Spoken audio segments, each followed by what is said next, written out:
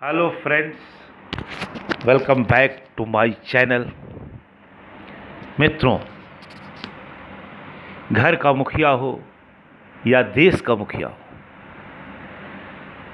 बागडोर उसी के हाथों में जानी चाहिए या उसी को पकड़ानी चाहिए जो इसके लायक है।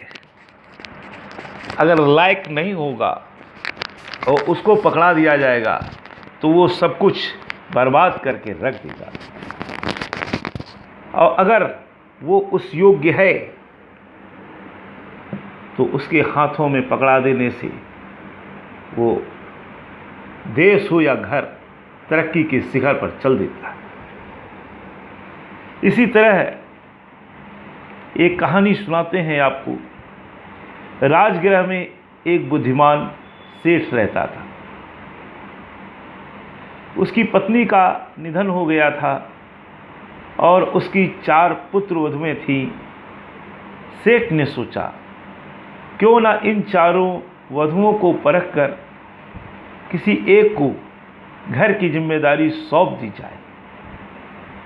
एक दिन उसने चारों बहुओं को पास बुलाया और कहा, तुम चारों को मैं धान के 5-5 दाने देता हूँ, इन्हें संभाल कर रखना और जब मैं मांगूं उन्हें लौटा देना।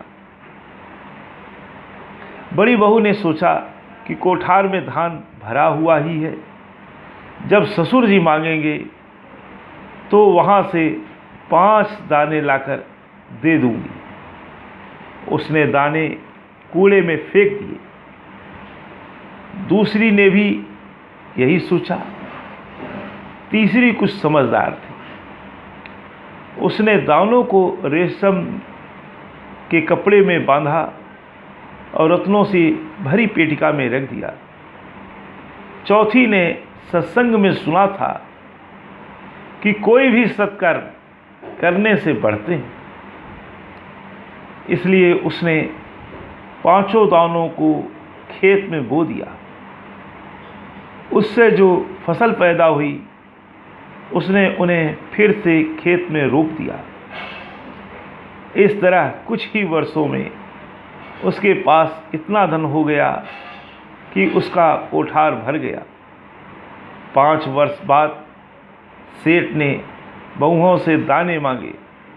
शुरू की 3 बहुओं ने दाने वापस कर दिए, पर चौथी ने सारी बात बताकर कहा, पिताजी, वे 5 दाने कोठार में बंद हैं और मैं उसे लाने में असमर्थ हूँ।